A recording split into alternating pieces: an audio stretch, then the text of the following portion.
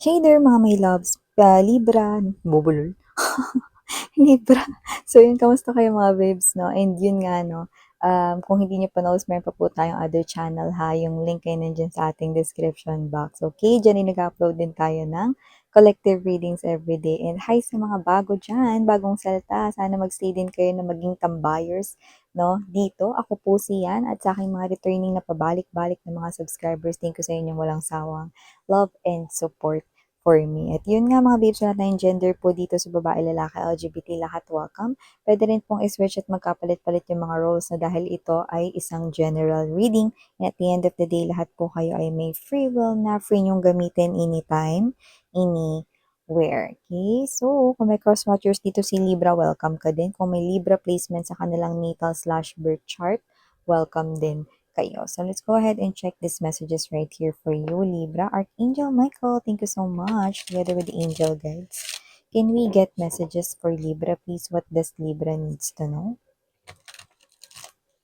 Messages for Libra. Mga mensahe para kay Libra. Can you please show me? Libra.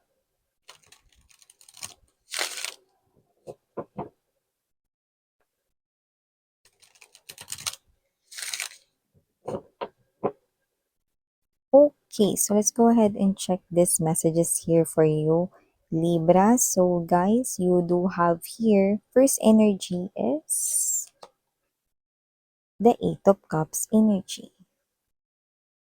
Nandito din for you guys, the Seven of Cups. Oh, Eight of Cups, Seven of Cups energy. Nandito din ay ang Queen of Wands energy. Present din dito for you ang Eight of Coins energy. Nandito din for you, Libra, ang Two of Swords energy. Hierophant energy.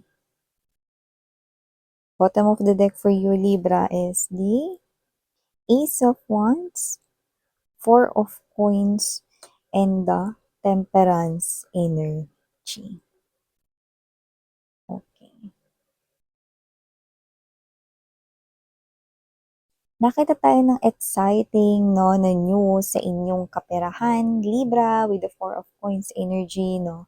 Ito ay nakaka-excite. No? So parang ngayon kayo mas gaganahan sa work. Parang inspirasyon itong darating sa work. No? Yung iba mga babes, no, possible na new crush yan, no? Na parang mas gaganda ang inyong surroundings everyday at mas mai-inspired ka pumasok. Kung dati tinatamad ka, pupungas-pungas pa yung mga mata mo kahit naligo ka or naghilamos ka, no?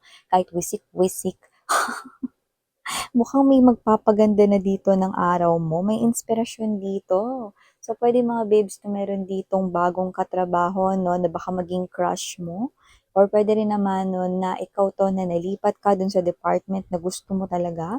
Or baka meron ka dyang nilulook forward, no, na parang siguro paandar ng company, no, like pag nagawa itong task na to, possible na may incentives na makuha, no, may cash, no, or meron ditong opportunity ng growth ng kaperahan. Yung iba naman, nakikita natin dito parang merong bago kayo ritong pinagkakainteresan. Like sabihin natin may bagong bukas na cafe or kainan, no, kung saan posibleng excited kayo, lalo na yung mga foodie dyan, no, na parang, ay, buti naman, may nadagdag na sa mga kakainan. Paulit-ulit kasi yung kinakainan namin dito eh. Yan, no? So, yung iba, it could be anything naman, no? Pero yung iba, pwedeng tao yan, baka bagong katrabaho, no? And you feel na parang good energy siya, no? Someone na may dalang good vibes, no? Kaya yung iba, pwedeng hindi new crush, no? Pero mukhang meron ka ritong friendship dyan, yan, no? So, isa yung magandang senyales, no? Na posibleng meron ditong mas nagpapagana sa'yo sa work. No, syempre mga babes, no, kapag araw-araw kang pumasok, anong meron? Eh di wala kang absent, wala ka ring bawas. Yung iba kong crush nyo yan, no, at lagi kayong nalilate dati, ngayon hindi na kayo malilate, no, maaga pa kayo at mukhang makakadaan pa kayo rito sa coffee shop, no, Starbucks, mga ganun. Pa-welcome, yan. Uy, bakit may dala kang Starbucks, ano? Ba't ako nung una kong dating dito, hindi mo ko binilahan yan, yan, oh. Syempre mga ganyan mga ano, galawan, no, para kay crush. Yan yung mga The Moves 101, 'di ba? So, may mga gano'n. So, nakita ko rito maaga kang gigising, 'di ba? Kunwari dadamihan mo yung luto mo ano, 'di ba? Kasi i-she-share mo dun sa crush mo or dun sa gusto mong maging bagong friend, 'di ba? So, may mga gano'ng klase ng energy. So, nakita ko dito na parang mas nagiging excited ka, ayan 'no. And also nakikita ko related rin sa inyong kaperahan, mukhang meron dito yung magbubunga na at mukhang ikakasorpresa mo yun. Lalo na yung mga nag-iipon diyan tapos hindi tinitingnan palagi yung ipon, 'no.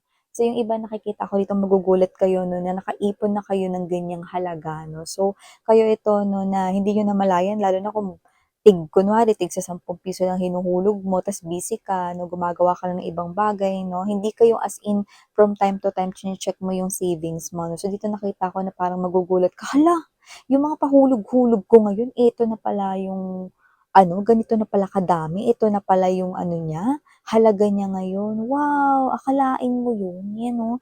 So you will be proud of yourself and at the same time 'no, nakikita ko na mas mai-inspired ka pa na mas makapag-ipon pa more Libra. So maliban diyan nakita rin tayo ng energy rito 'no, meron dito na mas na-appreciate or mas maa-appreciate mo pa ang iyong physical appearance, ang iyong self sa mga susunod na mga buwan dito. So yung iba magtatagumpay kayo rito sa inyong ginagawa, yung iba yung mga nagda-diet, gusto mag-lose ng weight 'no, makakita kayo ng positive improvement diyan 'no, yung mga parang, tamang diet ninyo 'no, nagkakaroon na ng bunga, nagkaka-shape ng inyong body and at the same time right way pa ang inyong pagda-diet 'no. Bakit may mga maling pagda-diet ba?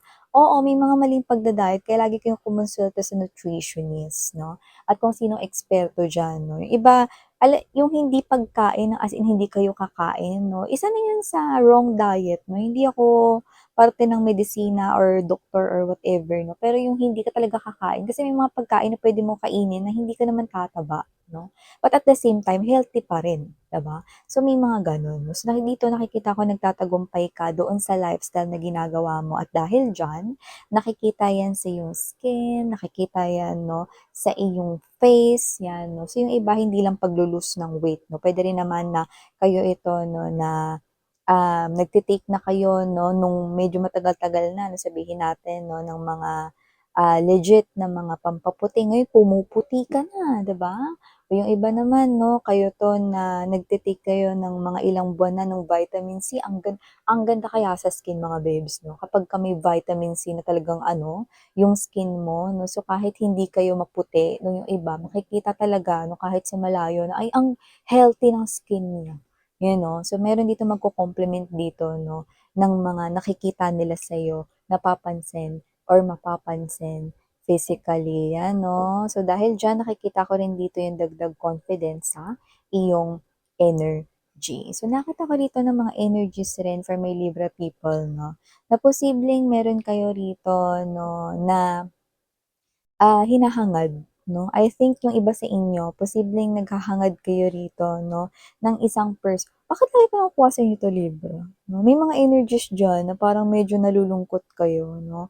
May mga energies sa inyo 'no, few of you lang naman 'no, pero may mga nalulungkot na parang ano, tawag nito, wala kayong choice kundi give up or sukuan na lang yung crush ninyo 'no, kasi puwedeng taken na siya or siya ito na mahirap abutin, yun 'no, see? Pero nakikita mo 'no, na sana siya yung the one for you, pero mukhang meron siyang ibang the one, you know. Or baka ito ayan 'no, may mga options ka around you guys 'no, may mga, tawag nito, mga options rin in love na napaparating sa'yo, pero yung gusto mo pa rin yung parang mahirap maabot dito, siya pa rin, yun 'no, ang iyong gusto 'no. Tsaka parang may energy dito na miss yan kasi ayan 'no, eto, 'to, nakita niyo ba 'yan? 'Yan 'no, yung mga flowers diyan 'no, na nasa above the water 'no, isang indikasyon na nakikita ninyo rito na tumiterno ang kanya ritong itsura sa kanyang parang busilak na puso yung napi-pick up natin dun 'no. Parang tumiterno yung kunyari gwapo siya, maganda siya 'no, tapos tumiterno yung ugali niya. So, ibig sabihin maganda rin yung pag-uugali at pagkatao niya. Kaya parang wala na kayong ibang nakikita kahit na meron pa kayo ritong, options 'no, na posibleng mga bagong makikilala 'no, pero siya pa rin 'no. Kung sino 'yan, hindi niya 'yan ex 'no. Kasi ito yung energy na hindi niyo siya maabot-abot, 'yan 'no. So 'yan mga babes na Libra, 'yan. Yan nakikita ko rito sa iba sa inyong energies. Maliban diyan 'no, yeah, speaking of new love, nakita tayo ng gano'n for you guys dahil nga naggo-glow up kayo at gumo-glow up rin ang inyong confidence, ang inyong well-being, umaayos din dito. So nakikita ko rito na may mga energies rito na magpapapansin at talaga namang e-effortan at nakikita ko rito 'no, na talaga namang kikilos para mapansin mo sila. So nakikita ko dito that you are also attracting here new love into your life 'no, at kung sino man 'tong energy na ito na maa-attract mo, this person here will definitely pursue yung, um mag magpabuti or mapabuti pa ang kanyang life. Gano'n yung pag-pursue niya rito sa inyo. See, napaka-mature, 'di ba? Gusto niyang baguhin 'no, or ibahin rito in a positive way yung takbo ng pamumuhay niya. Kunwari ngayon, empleyado siya 'no, at nasa mababang posisyon pa lamang siya 'no, one of his or her goals 'no, ay magkaroon ng higher designation or position sa pinagtatrabahuhan or makaipon at magkaroon ng business or negosyo 'no. So, wow 'no, so kung sino man 'tong energy na 'to, responsable and at the same time isipin mo 'no, hindi yung ibang ano na yun, eh, 'no, alam niya na yun, matic na yun 'di ba, na 'pag nanliligaw ka siyempre nandiyan yung ano ba yung mga ibibigay, ano ba yung mga saan kayo ide-date or whatever 'no, matic na yun, given na yun, eh. Pero yung mindset, ibang level yun, 'di ba? So, siya yung level ng mindset niya rito, alam ko na yan, yung ligaw stage, courtship stage 'no, pero ibang level yung iaangat niya yung sarili niya, 'di ba, para sa'yo. So, mai-inspire siya dito at ma-motivate dahil sa iyo, Libra 'no. At sa nakikita ko dito, posibleng meron dito mga babes 'no, isang energy na someone na posibleng malapit lang sa inyo, Libra 'no, na nakikita ko rito na parang siya yung klase ng energy na may trabaho naman pero laging kinakapos, 'yan 'no. So, may gano'ng energy. So, kung sino man 'tong energy na 'to 'no, posibleng na lumapit ito sa inyo 'no, at manghiram or magbanggit ng problema sa pera 'no. Yung iba parang yun yung way nila para ikaw yung unang magsabi na, "Sige gusto mo pahiramin kita." Yung gano'n yung energy niya, yung parang hindi siya lalapit sa'yo na, "Libra pahiramin mo naman ako ng ganitong halaga." Na hindi gano'n. Parang sasabihin niya sa'yo, "Ngayon kasi ano, eh, ganito yung mga ganito ko, ganyan, ganyan 'no." Hindi niya sasabihin ng diretsa, pero gusto niya rito na parang alam mo yung mag-fish or mamingwit dito mga babes 'no, na ikaw yung dapat na magsabi niyan 'no, sa'yo manggaling na, "Ah, sige may extra naman ako dito gusto mo pahiramin kita." 'Yan o gano'n 'no, or ganyan na rin talaga yung kanyang strategy sa mga gusto niya ritong hiraman.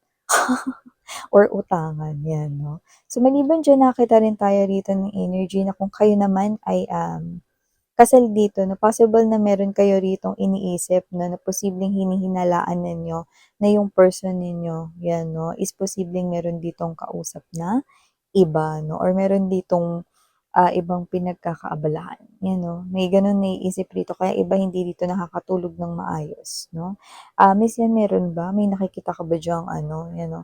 Oh, dahil sa nakikita ko rito, merong pinagkakaabalahan pero hindi tao, 'yan oh.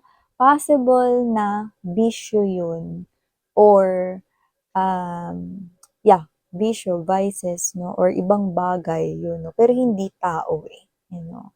So kung sino man 'yan 'no, kausapin mo 'yun ng masinsinan. Pero hindi tao 'no, tama ka 'no.